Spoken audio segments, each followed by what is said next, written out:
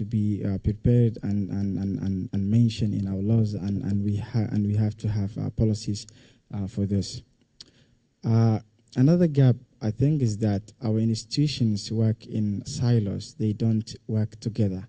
You know, gender here, justice there, the police here, ICT there. They don't come together and work as a unit. They work separately, which creates difficulty for survivors. You know, if you are a survivor for a cyber violence, you need to have somewhere to go to and report, and you need to know where and who to report to. So if you don't know where and who to report to, it will put you in a very difficult situation. So, and what happens sometimes is that even if they know where to go and who to report to, the police or the judicial officers are not ready to handle these digital evidence. We also have weak data protection systems, which I think, and what that means for women is that their information is easily exposed or misused, which will create cyber violence. And as you know, cyber violence crosses borders. If it happens in one country, it will move to the neighboring country. If it happens in Sudan, next day it will be Kenya, and the next day it will be Somalia. So, and our cooperation doesn't cross borders. And if it crosses borders, it is very limited.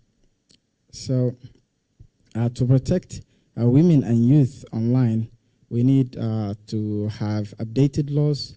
We need to have trained, specialized officers who can better deal with these situations.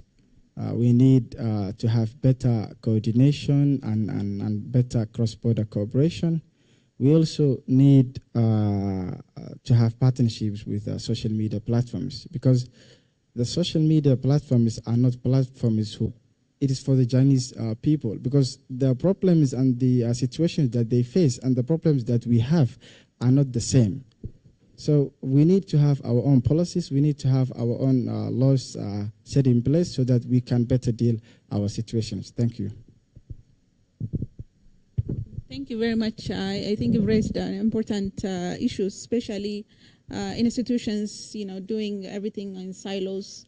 We need a very much a coordinated approach. That's where regional organizations come in. But at the same time, also, there is an issue of cybersecurity being seen for a specific agency, and there is as a responsibility for a specific agency in each country. That's also a problem. Cybersecurity is a responsibility of individuals, all institutions, but of course, they needs to be coordinated. So I think that's very important. And also having a context-specific social media tools is very much important, so that everyone will be protecting themselves from their own context. I want to go to Peter, so that we need to see the perspective of a developer where we have specifically built-in safety measures. So in your experience, what built-in safety measures such as privacy settings, authentication, or reporting tools are most effective in protecting women and youth, and what simple daily digital hygiene habits would you recommend to help them further reduce risks like hacking, account takeover, or unwanted tracking? Peter? Thank you very much.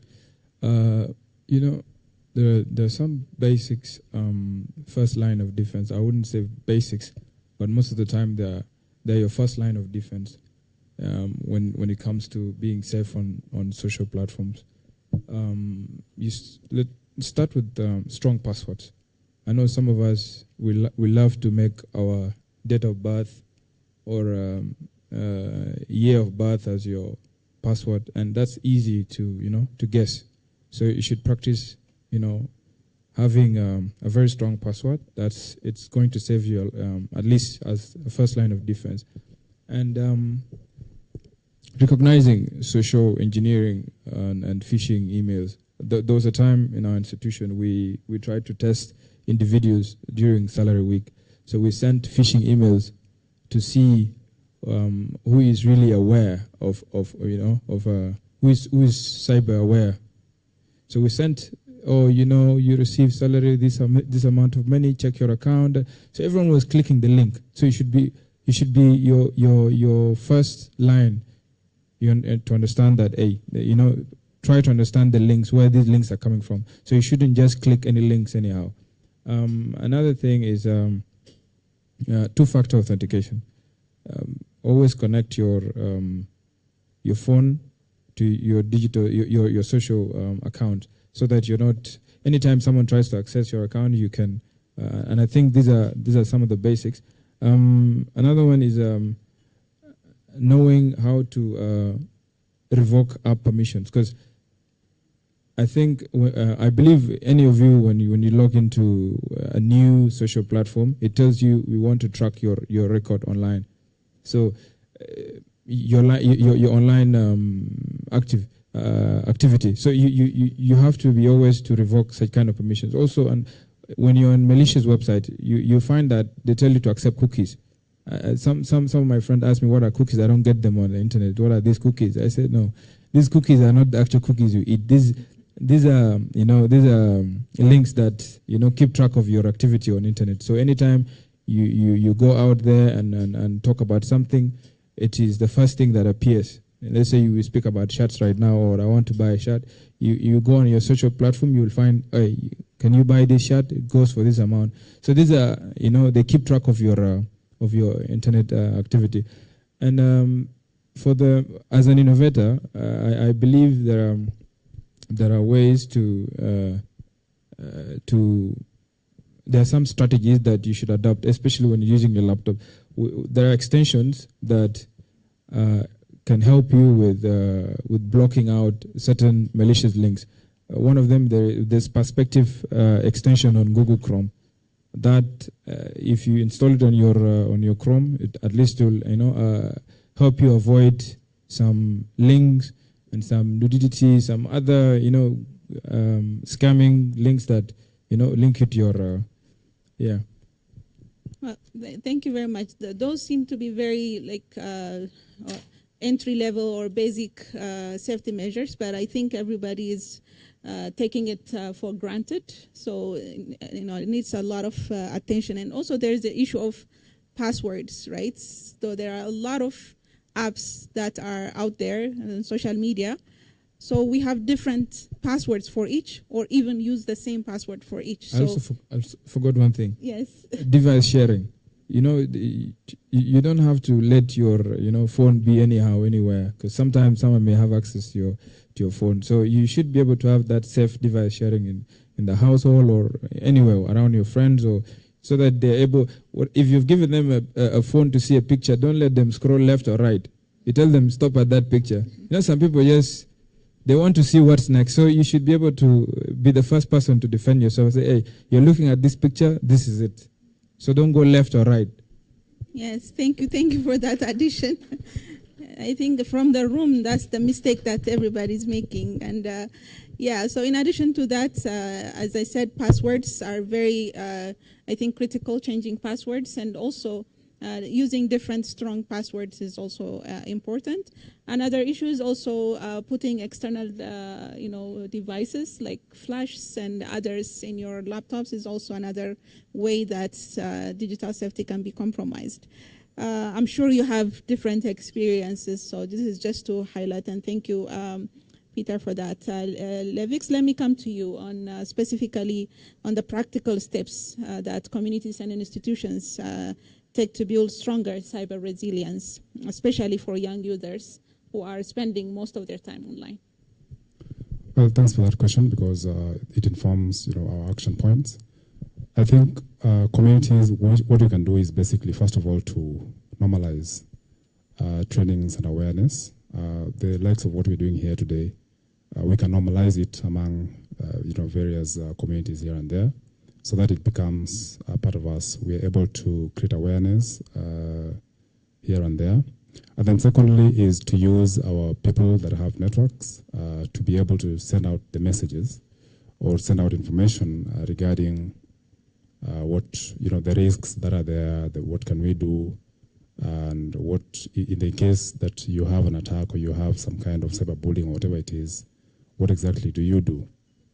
That is two. Then thirdly, we can also ensure that we tighten the side of policies and governance here and there, because and also apart from tightening them, they also look at the side of implementation.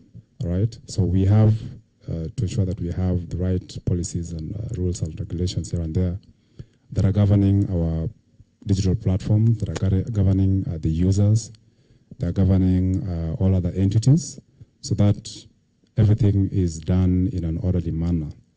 All right. So those are some of the ways in which we can be able to ensure that we reduce on some of these problems that we are facing online and reduce the gaps. Great, thank you very much, Vesha. Digital cultures often normalize online harassment and misogyny.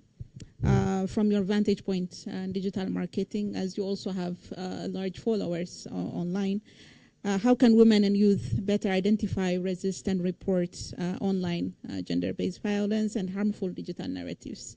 How do you balance this visibility with personal safety on platforms like X, TikTok, and all those? So I believe that the moment you're sharing anything online, you have to be intentional.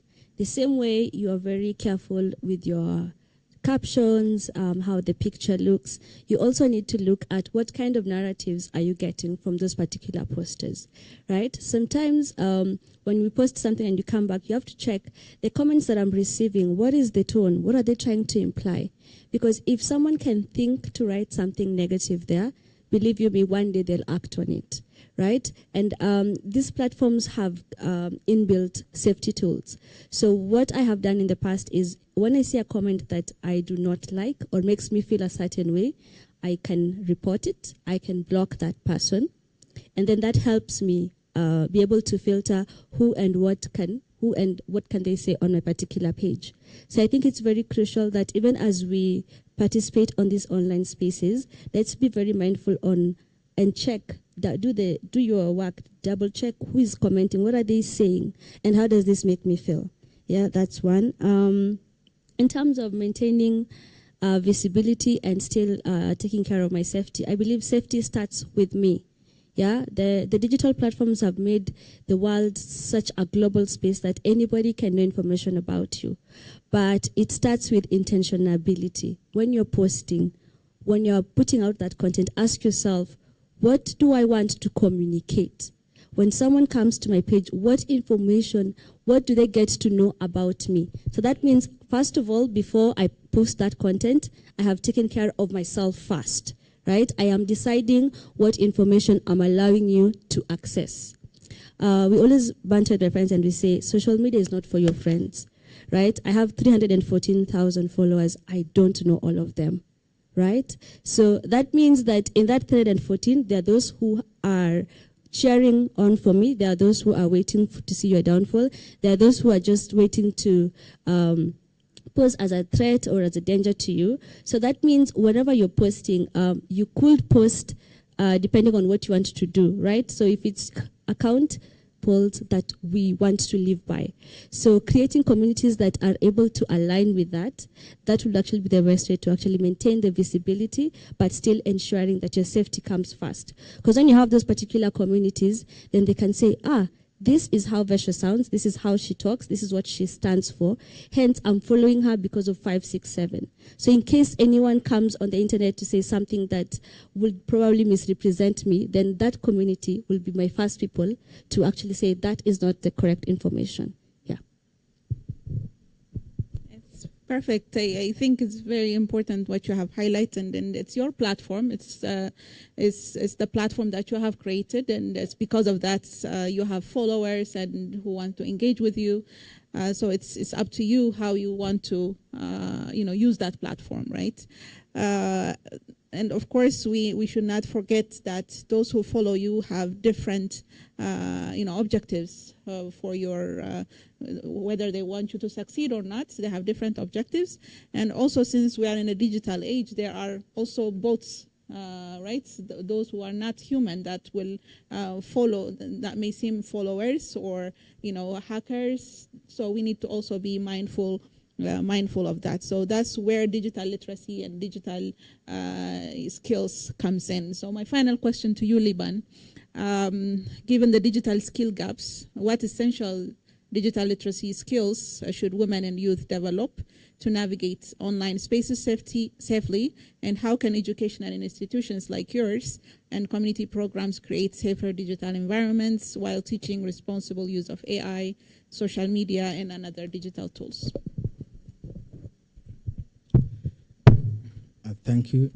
I believe that simple digital skills are very important, and we most of the time underestimate what we can achieve if we educate our communities. For example, for instance, teaching our communities how to set up strong passwords. Yeah, you'll see sometimes people use passwords like their birthdays, using passwords like their grandmother's name, or 1, 2, 3, 4. A very easy password to crack. So, as my colleague mentioned, we also need to educate our communities how to set up two-factor authentications. Two-factor authentication is like a room having 2 doors. If you can open one, you still need to be able to open the other door. So, we can also teach our communities how to spot phishing and scams. People can be very naive sometimes. You can see sometimes on WhatsApp there will be messages circulating online, which is phishing links, where sometimes they say that you have won $50,000, and they'll ask you to put your credentials, your name, your email, and your username. So those things will create, they'll give away your credentials, and for schools and institutions, I see we don't have a lot of time. And for schools and communities, I think what we can do is that we can teach skills. We can train our instructors. We can also partner with tech and AI institutions for responsible use of AI. And sometimes we underestimate what communities can do. And when I say communities, community does not start with 10 people or 100 people. It starts with one person. A comment that you have commented somewhere can generate a lot of traffic, and it can start a campaign. So do not underestimate your power. Do the best that you can, and if you see someone who is doing cyber violence online, report them. And if you can't block them, our minds can sometimes be build up resistance. And if we get used to online cyber violence, we will think that it is something which is normal. So we need to help educate our communities and work with tech companies. Thank you. Thank you very much. I think that was a very interesting perspective from each of panelists. I think they have provided a very solid foundation and highlighted most of the issues that we need to consider.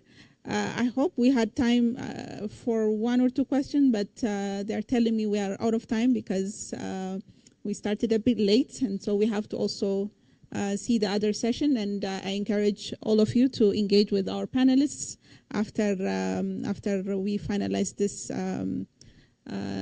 meeting. If you have any burning questions, I can take with my own. Okay, very 2 seconds. Can someone provide mic? 2 seconds are done.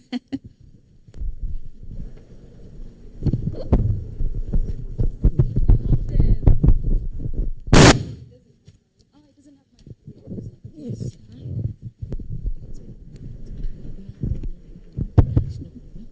be very, very specific, please. Good evening, or good afternoon, all. How are you? I am Makarim Yusuf Kamis from Western Sudan, Darfur, Niala. My question is, how come people in a country has war effects, women and youth get the benefit of digital realities, or how can IGAD deal with these challenges, or what is the plan? Thank you.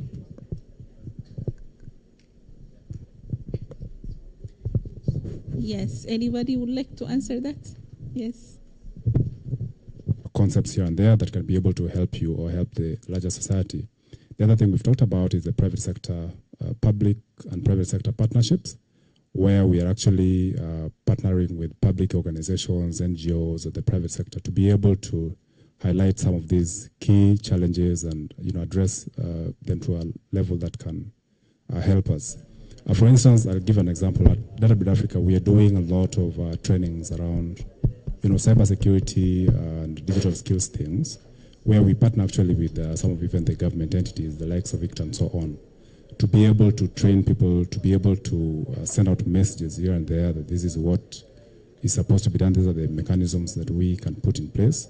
And also as professionals in the private sector to advise policy makers and governance people on the approaches that they can actually take to be able to govern this whole ecosystem of tech and be able to elevate us to the next level. So in line with that, we have an event actually coming up soon, allow me to say, that I think it's it's for the teenagers actually. We do quite a couple, but for this one is teenagers. We are having a lot of cybersecurity awareness for your people between ages 10 and 20, which are doing in partnership with the ICT Authority. So ensure that you have at least your teenage kids enroll for such. And I believe that cyber cleanliness starts with you as a person. Ensure that the data you're sending out is good. Ensure that you authorize and allow that this and that is supposed to go out.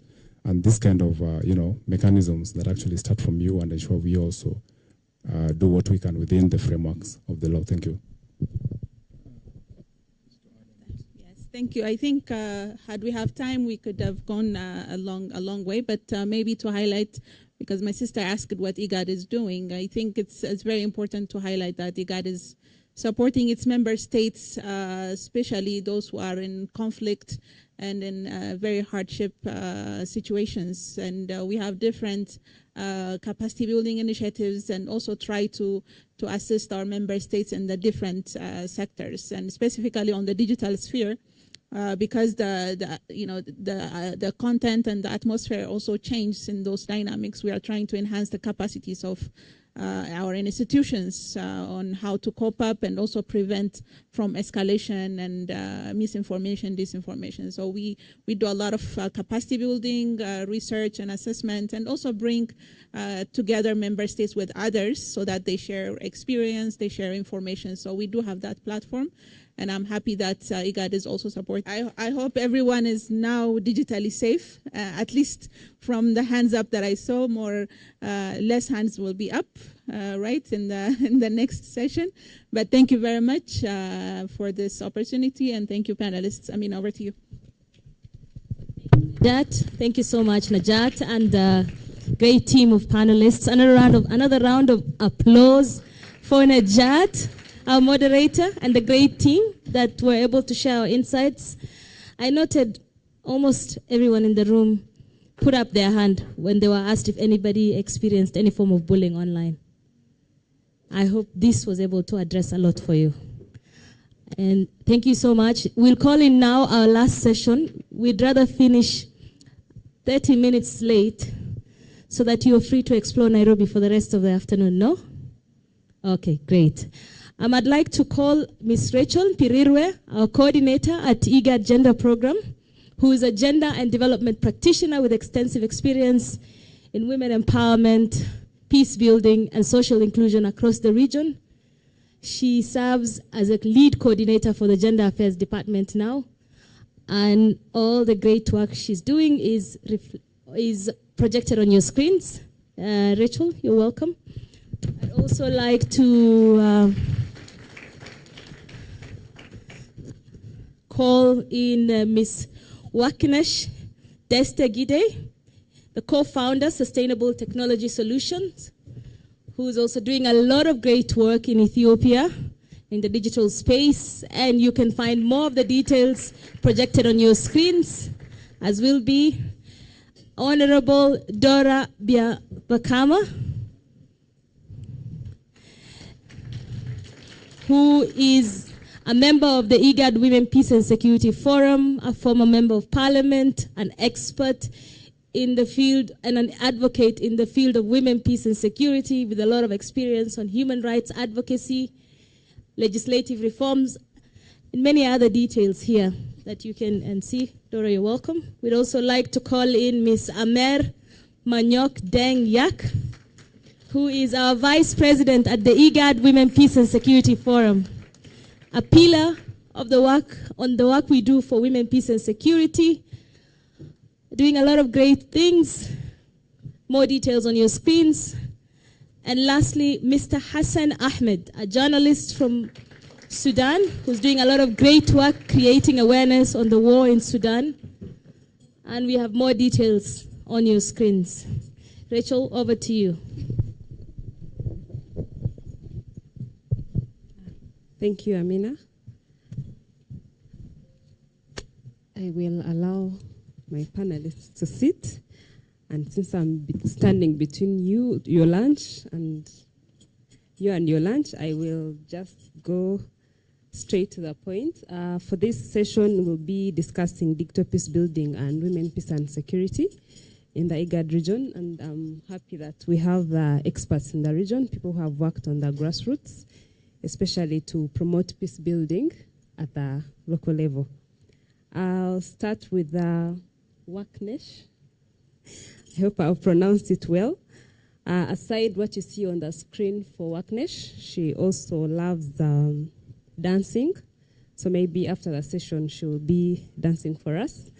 Waknesh is a co-founder for Sustainable Technology Solutions, as you can see on the screen.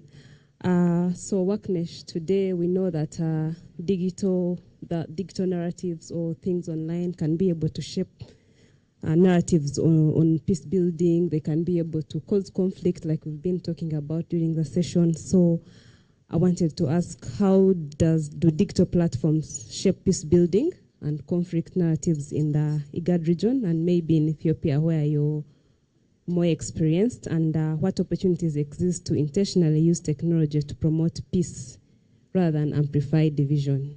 Thank you. Thank you very much.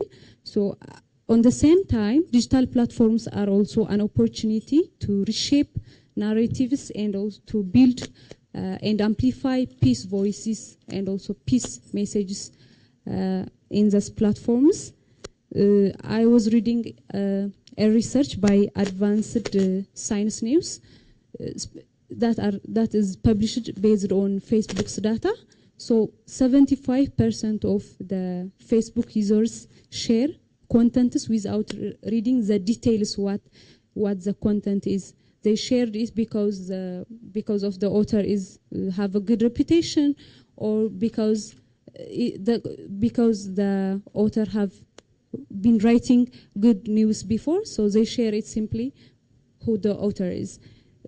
From my experience, I have been managing a project titled Localizing Peace and engaging victims towards addressing the challenges posed by hate speech, misinformation, and disinformation in Tigray, Ethiopia. So using these tools for peace building as a rooted local context is very, very, very crucial. For example, the development of an AI model in a local language helps to understand the context, especially if we develop such technological innovations in a culturally relevant and also in a local language, it is a very crucial. It has a vital role contribute to peace building efforts, and also digital spaces as a platform for distributing peace messages with the help of different infographics, having messages written in local language and also translated in English language is also a very important to create a safe digital space. We can use social media platforms to distribute messages of peace in general, and also not only online spaces but also offline spaces are crucial to create a peaceful environment. For example, for those who are living in IDPs and marginalized communities, and also remote communities who live in remote areas, engaging them in different capacity building initiatives on how to use social medias ethically for social cohesion is also a very important point. Finally, I want to raise a point on the investing on the localization concept, especially AI-driven solutions. We have to deep down and we have to work deeply on the use of local solutions, on the development of AI models in our local languages, and also strengthening digital literacies, especially on the ethical use of social media. Some people don't know how to use the reactions in Facebook or other social medias well. Even we are in that level, we don't have the much digital literacy, and also cross-border digital peace initiatives are more recommended as well. At the end, women in leadership, especially on tech leadership, engaging them is also more best practices for creating digital peace building. Thank you. Thank you, member of EALA, I think, and the fact that you're doing a lot of work in promoting women's participation. In your experience working with women peace builders, what strategies do you think are needed to strengthen women's leadership and its participation in digital peace efforts, especially given the rising online threats of women who are trying to vie for different positions, especially since you have also been in that area before? Thank you.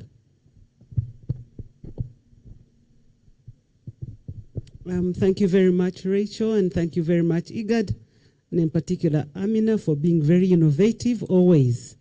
And I've really loved being here and love your workshops.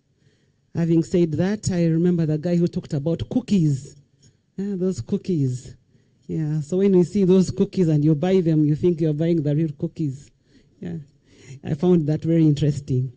On this very topic, which is very, very important, when I read the statement, what comes to my mind is the issue of the rising aspect. Why are we having these cases rising all the time? And one of the responses I had in my mind was the fact that there is some form of backlash. This is new space where already there is intention to ensure that the women keep in the dark and that they are not able to be on the same footing as the men. And yet, it's the present and it's the future. So if we do not seriously take this into account and implement strategies to ensure that we are effective, then we shall be completely obliterated. We shall be, nowhere. Yeah, because we need to be there. So the first, I like thinking in threes. The first aspect that comes to my mind in form of strategies, because I'm a lawyer, and I've drafted several laws, by the way, on female genital mutilation, trafficking in persons, and refugee law. I've gone to court and challenged those practices which are harmful to women, such as female genital mutilation. So I've used the law extensively. I'm a lawyer with a master's degree from Georgetown University, USA. So I come to this space with a lot of experience. I think I'm the minority in this room, but I also like to share with you that I have a mother who's 87 years and she's on WhatsApp. Yeah, so this is the reality. This is the reality. So the first strategy that comes to my mind, I think in threes, because I have 10 minutes. The first one is protection. And that's why I began with the story of cookies. You know, protection. How do we protect ourselves? And based on the story that I'd like to share with you on how I got into this space, is that during COVID, we had FemWise Africa having trainings, you know, virtual trainings. So I got into this space, learned how to put up my hand, learned how to switch off that video, which was quite invasive. And you know, by the time the COVID period was over, I was tech savvy in that area, meetings and all. But one of the things I wanted also to share with you is that during those meetings, one of the insecurities I saw, especially for women, was the aspect of hacking. I don't think it's been mentioned in this room. And hacking your phone, hacking whatever your equipment you are using, but I did hear it when you don't have a strong password. So the aspect of hacking for me, you know, I thought I'd bring it up. So the issue of, when we talk about protection, we need to talk about the aspect of literacy, because we need to understand. We need to have digital literacy to be able to understand and appreciate this new form of operation. We also need to take into account research, data, and accountability. Because I was asking myself, why are the women being harassed more? We need to do some research on that and capture the good practices. If this has happened elsewhere, what has been done to mitigate it?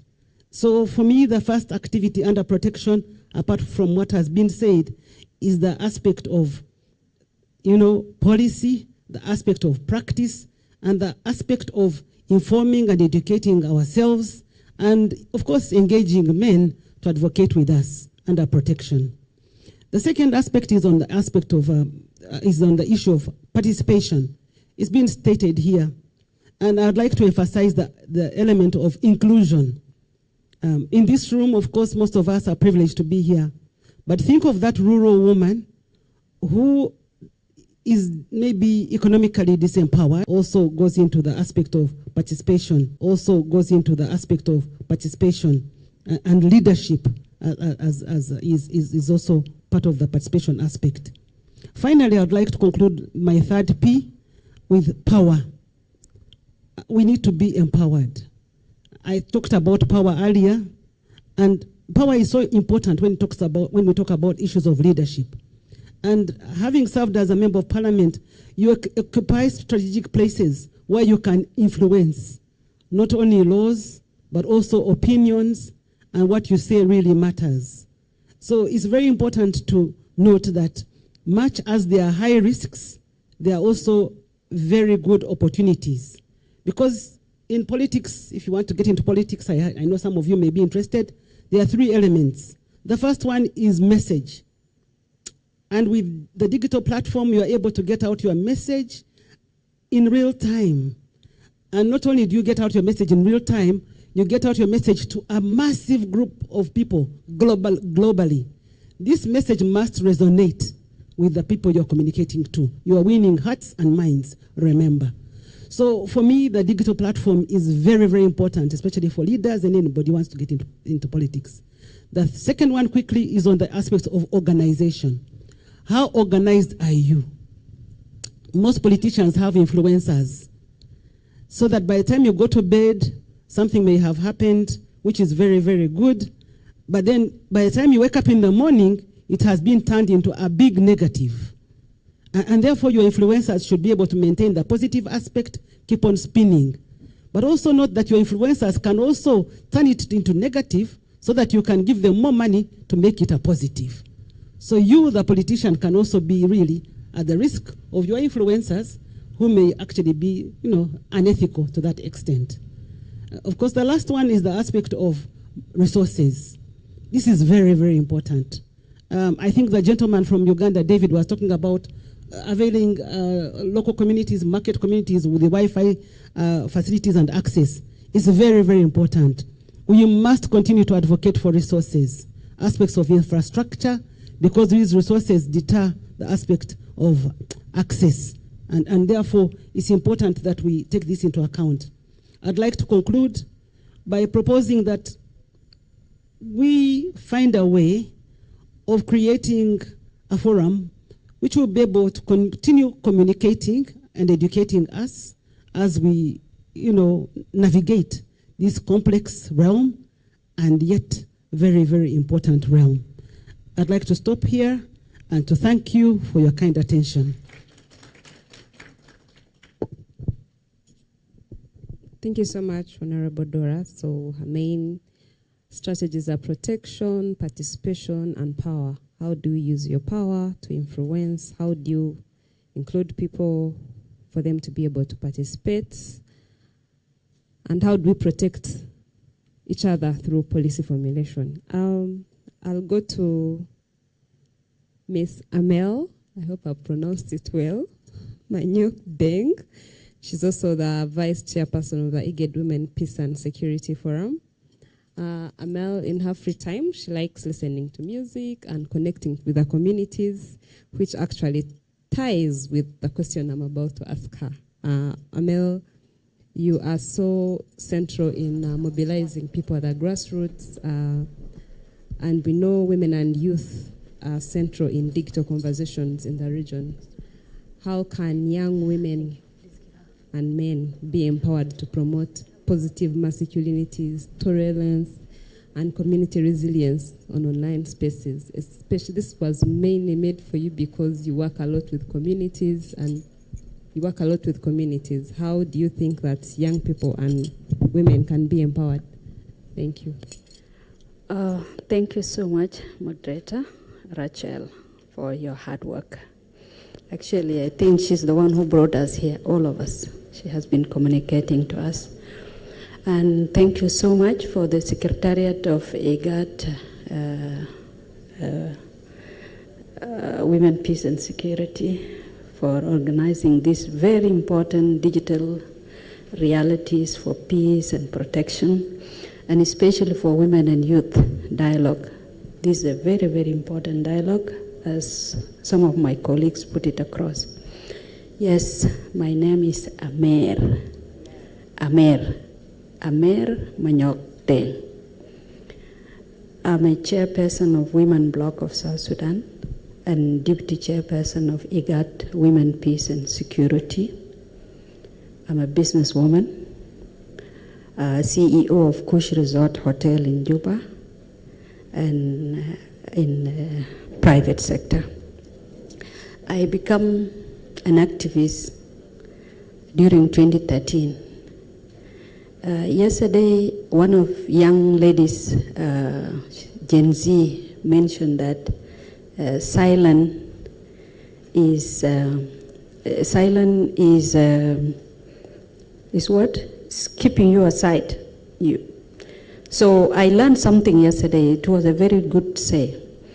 During those days, women were very silent, although in South Sudan there was 25% affirmative action. And at the same time, we cannot fulfill the 25% on the top at the national level. So when the 2013 came in, the politician has issues. I came out from the private sector because we were also affected by two issues. One, limited resources. We are not getting award contracts and all this and payments. And two, GVV is killing us on silent. And I have realized when women spoke here yesterday, in different communities, whether it is Somalia, Kenya, South Sudan, we have a lot of similarities in terms of cultural norms. So I came out on my own capacity. The rest of the women, we joined IGAD peace process. And actually, IGAD is a very serious platform that's the 8 countries in Africa has to know that our solution will come out from IGAD. Because even the solution of South Sudan, having our country now, it is IGAD. The same thing, what is happening between Sudan and South Sudan, it will be also resolved by the IGAD. So IGAD opened for South Sudanese women a very big space, whereby we have 2 vice presidents, and the top we have several women. I was negotiating on behalf of women of South Sudan and a signatory on behalf of women of South Sudan. And today I find myself in this platform, so which means we'll always make sure that IGAD will open more opportunities. And especially with this, a very big animal called AI and social media platform. It is affecting the whole region, but especially in South Sudan, it is taken in a different dimension. So what I want to put across here, there are positive part of it and negative part of that in this platform.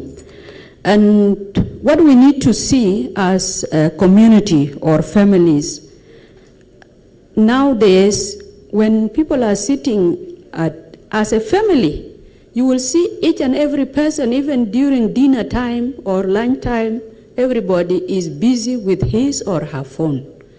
So which means the conversation at family level is being disconnected by the social media, because even you don't have enough time with your children, especially for us, we South Sudanese.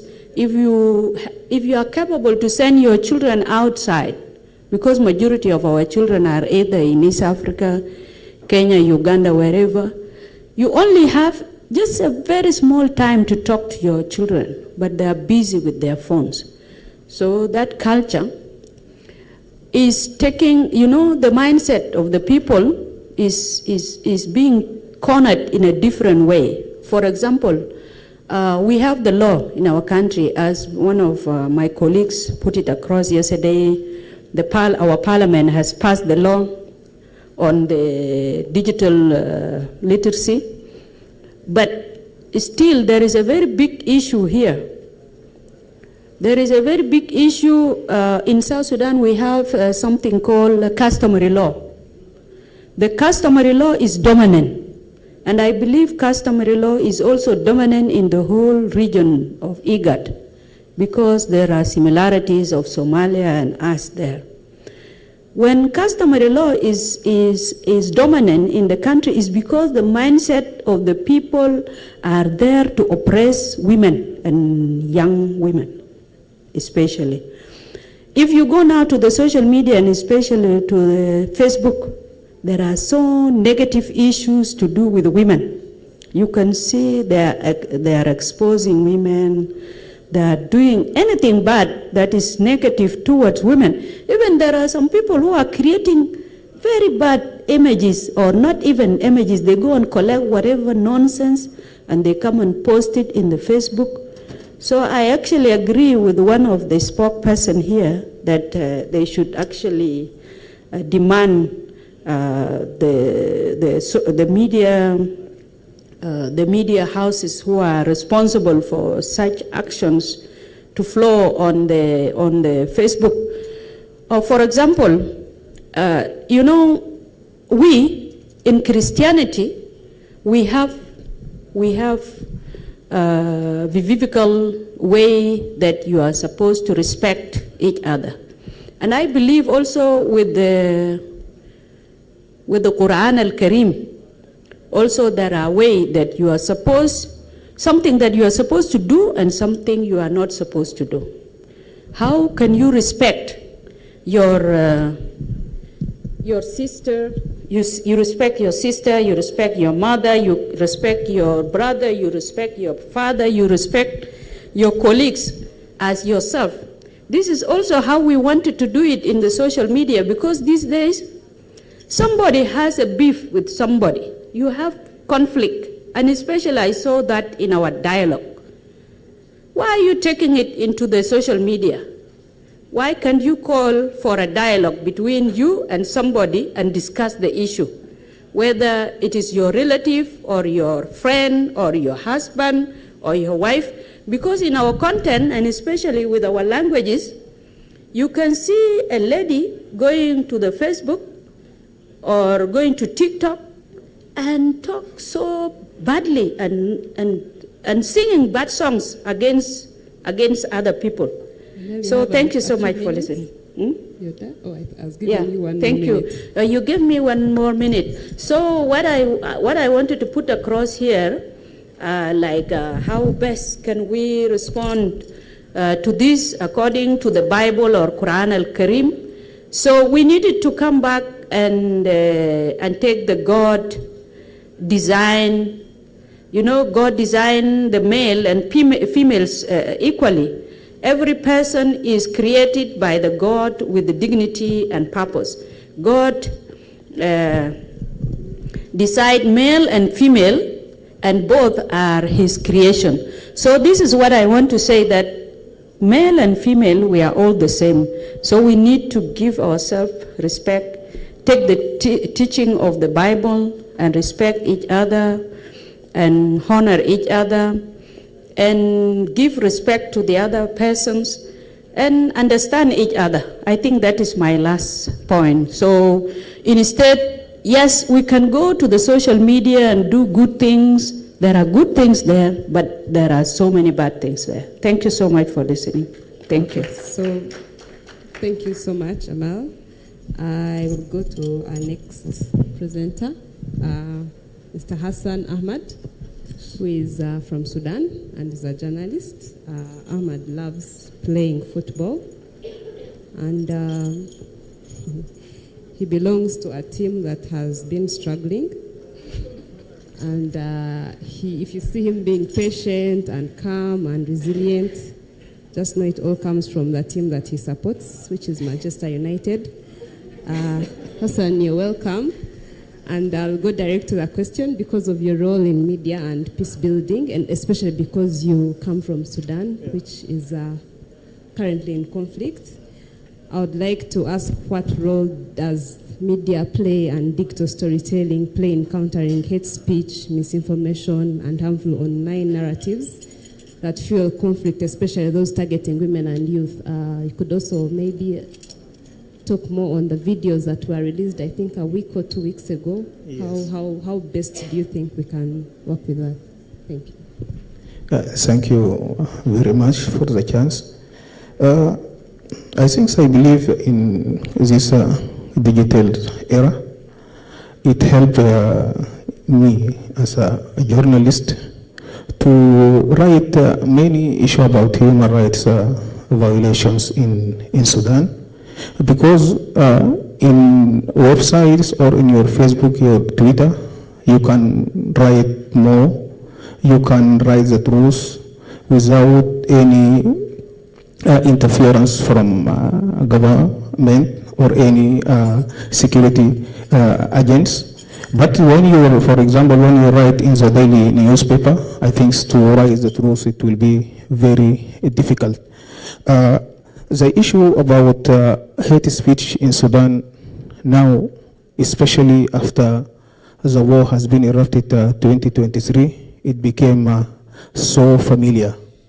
I think that many of Sudanese people, you can notice that in Facebook, Twitter, people start to hate each other for the high level, because for one reason, there is no law can confront those people who the spread of the hate speech in Sudan. And also there's a very important point we must focus about it, about those women and young men who campaign, for example, to stop civil war in Sudan, or stop killing people in Sudan. The feedback from majority of people, they will never be positive about any campaign must be launched against these atrocities happen in Sudan. When you will launch campaign, if you are a young man or a young woman, they have classifications in Sudan at this moment. If those people will put you in the same stand that you are a supporter of Sudan Armed Forces, or you are a supporter or a rapid support forces. But they will never look to this campaign as a tool to stop the killing in Sudan. And that also one of our major problems in Sudan. even as a journalist, we face it. They don't want us to write anything about the reality, the truth on the ground. Everyone wants you as a journalist to join them, to reflect their propaganda on the ground. But for me, as a journalist, I dedicate myself, my career, my positions to do one thing, to reflect the truth. If this truth happened in the side of the Sudan army or also in the side of Rapid Support Forces, I believe we have, as a journalist, we have key rules. Our rules to promote facts and the truth. That means I must verify anything happen on the ground. I must go or I must call sources on the ground. If anything's happen, I must know this thing is happening. It is not a fake, but it is a reality on the ground. And also, we have challenges of harmful narratives. As I mentioned before, we have example about hate speech. That hate speech led to kill the governor of West Darfur state, call it Khamis Abakar, in June 2023. Because for one reason, there's someone, he's a propagandist, belong of Rapid Support Forces. He spread some news. He said, this governor, he will join the Sudan army. At that time, already, Rapid Support Forces captured Al-Geneina. Al-Geneina is the capital of the West Darfur with the border of neighboring Chad. After 3 hours, soldiers from Rapid Support Forces raided his office, and after 6 hours from arrested, he has been killed. He has been killed because of that, call it a harmful narrative. Until now, that guy, he's stay in Europe. He continue campaign in Facebook with his speech, but no one want to hold him accountable for his crime has been committed. Yes, himself, he did not commit the crime by himself, but the incitement has been spread in social media, led to the killings of the government because of the hate speech. And even as a journalist, we must amplify myself to marginalized community. In Sudan, many people, especially those in Darfur region, Kordofan region, part of Nuba Mountains, and even in south, some place called Blue Nile, we have many people, they are so far from the policy of the central government. They have no voice. Me as a journalist, I must play my role to amplify, just to raise their issue. If anything's happen in that area, I must be the one who has a responsibility to reflect what is going on the ground. And even some people, some youth, sometimes have been, must be arrested or have been arrested. I will be the one who will campaign for them, because some people, if you want to campaign to other people, maybe you will put yourself in danger. But what I believe, my dedications, I must be a messenger for those people are voiceless.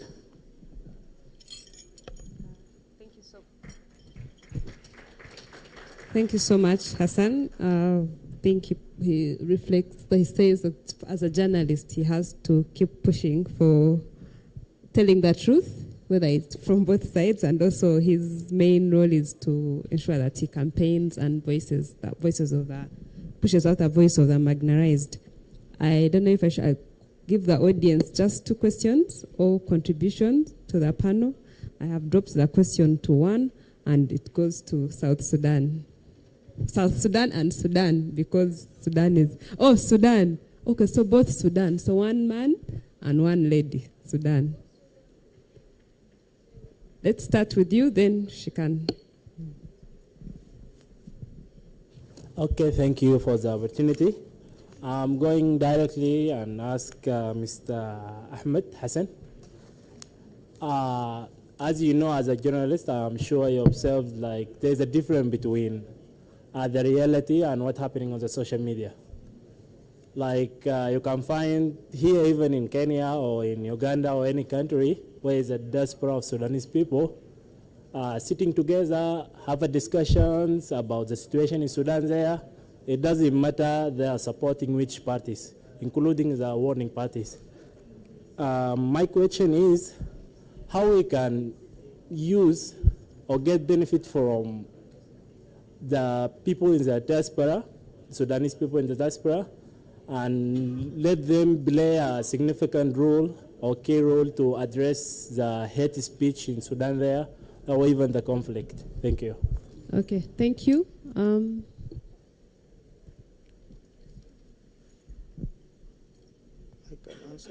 You can ask. I think she can. Needs. Okay. My name is Bisma. Oh, because they have to translate. I talk in English, by the way. I don't know Arabic sana because Okay, all right. Okay, I go for translation. My name is Gisma. I'm a Sudanese refugee here. I stayed here longer in Kenya, over 4 decades actually. My concern, because I am doing this peace building and whatever, my concern is high time to shift from the blaming to actually, because the world is not dynamic, the world is static. And you know, all Africans now, it is in a crisis of IE and whatever. I am a bomber, I am not a Gen Z. So, for IGAT, I want to ask them, in 5 years, what is the strategic plan for this, to reach the people in the rural place, the mama there and the baba, so as to capacity her and empower her, so as to be together with the world. This is my concern. Okay, thank you so much. I said only 2 questions, unless you don't want to go for lunch. So, Hassan, you can answer the question on, you captured it? Yes. Okay, then go ahead. Thank you very much for the question. I think, sir, we believe Sudanese in diaspora, they can play very crucial and significant role how to campaign for what's happening on the ground. I think now, as a Sudanese, we stay here, we are a part, we are in diaspora.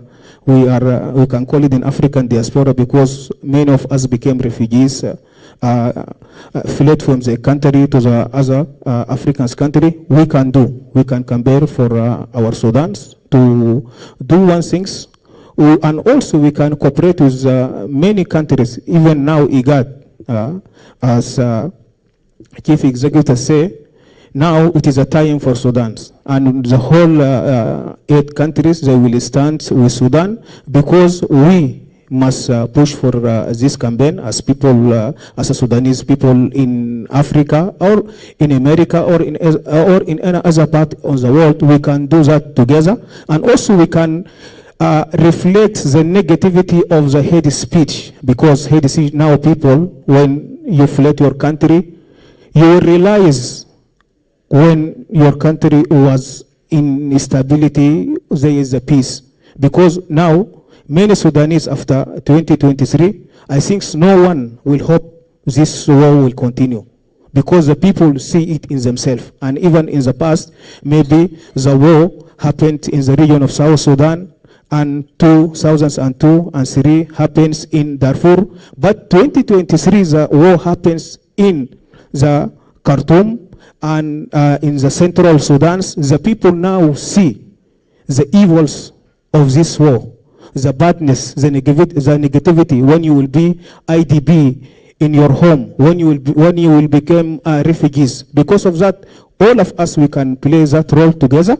We know hate speech, it will never lead us to any safe place. It can destroy us more. But we will preach for against hate speech. We will preach for the peace.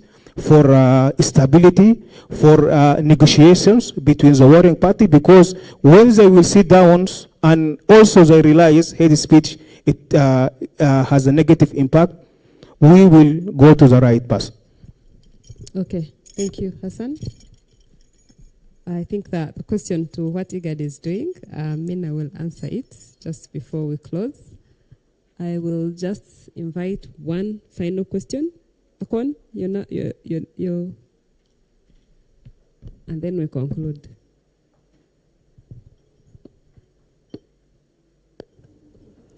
Mine is actually not a question. I wanted to complement what you were saying, and perhaps it would answer his concern regarding the videos that were circulating around Sudan and the killings. So one thing you have to understand, those videos, how they came to be, they were posted first by warmongers, shared by ignorant people and political sycophants. So one thing we do as journalists, there's always a term we like to worship, that a verified story stands the test of time. Sorry. So before you post any story, and when you look at those videos, there is not a single one that was shared by a journalist. That tells you what is happening with the journalists, whether Sudanese or non-Sudanese. And those media houses that are sharing those videos, like I said, they were posted by warmongers, shared by political sycophants, and ignorant people. Those were actually the international media houses that are engineering what is happening in Sudan. So as Sudanese, you have to learn to trust what is going on and first verify those videos or talk to someone who understands them. That's what I wanted to add. Okay, thank you. I think we have come to an end of this panel. I will invite Amina to take on the closing session. And my panelists, you can stand up for a group photo for your panel. Henry, you ready? I think you can stand here. Yeah, that's the front. A round of applause for Rachel, our moderator, and the amazing panelists. Thank you so much for sharing insights and enlightening us on this matter.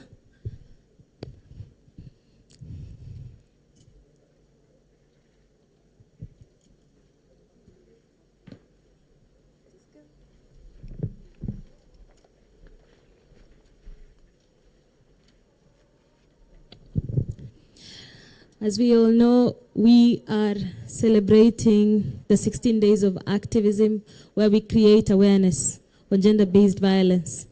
And this year's theme is on violence online. We must always think twice before we post, before we hate, and also hold those who do so and further violence online against women or any form of violence to account. Thank you so much. We're finally here towards the end, and I would like to invite Ambassador Guyo, IGAD Special Envoy for the Red Sea and Gulf of Eden, a seasoned expert on peace and security in the region for decades. He looks much younger than he has worked, but he has done a lot. Ambassador, thank you, and please join us.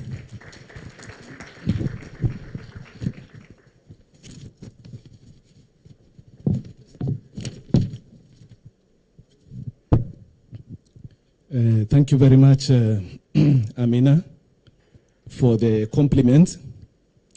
Let me start by recognizing yourself, Amina Farah, IGAD Gender Director. I would also like to recognize Najat Abdurrahman, the Director, ISSP, IGAD Security Sector Program. Our member states, distinguished member states from IGAD, our panelists and moderators that have taken us through this morning, a journey for the digital reality, and of course, over the last few days. Distinguished participants, allow me to really first commend you, congratulate you, and also thank you for taking us through this important journey of digital reality in our region.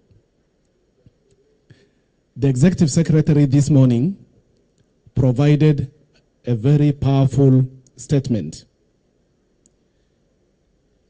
If I may recall, when Executive Secretary assumed office in 2019, he said his first priority is to take IGAD to the people. IGAD, being Intergovernmental Authority on Development, has been synonymous with the government. Then the question is how to take IGAD to the people. But now the question again is, how do we ensure that within the policy of the Executive Secretary of taking IGAD to the people, that we will be in a position to reconcile the digital divide in the IGAD region between the rural area and the urban areas, women and youths, and ensuring that the IGAD grassroots region is properly digitalized in terms of access and also in terms of protection in the digital space. Having listened to all the panelists and the moderators, we have a lot in our hands. In terms of learning, there's no end to learning, so we are called upon to learn and learn more, especially in the new realities that is confronting us. The digital reality is that we are swimming in an ocean of technologies. This ocean is an ocean that is characterized by the good, the bad, and the ugly. Then the question is, how do we make sense of the good, the bad, and the ugly, and make the best out of it? The best out of it. So this is a very important, call for all of us to make sense by learning more, to get educated in this emerging space. I'm happy that the member states are embracing the digital space by also coming up with cybersecurity law and so on and so forth. But it is important that Nejat and Amina, together with Karen, our legal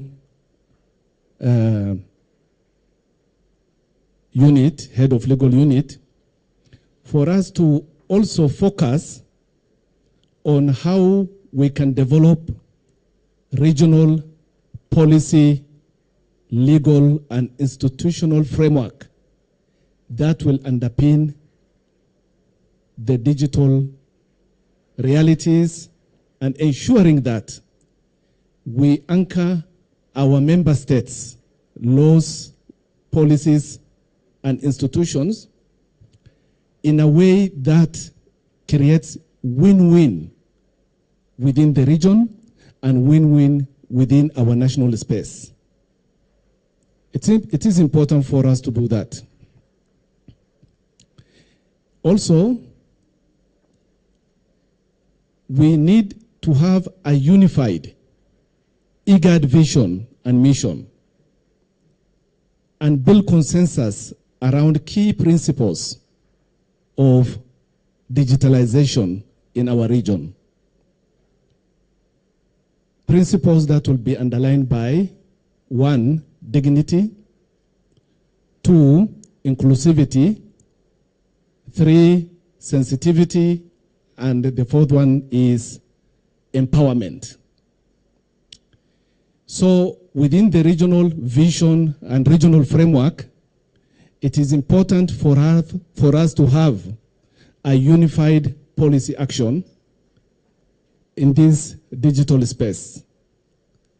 That is a policy characterized by right-based digital ecosystem, regional safe digital space, empowerment of women and youth, protection in terms of key mechanisms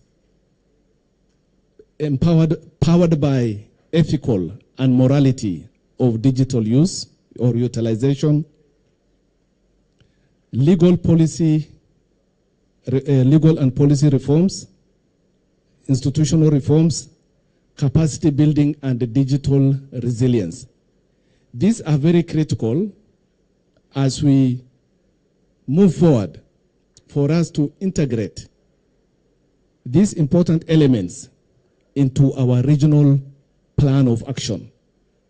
So what I will recommend as I conclude, Amina and the IGAD team who are here, together with the member states, as well as our distinguished participants, it is important for us to develop IGAD common position on digitalization and regional plan of action that will be characterized by inclusivity, gender perspective properly included, and the space of youths, and most importantly, the regional plan of action that takes the digital space to the rural area and to the grassroots. Thank you very much.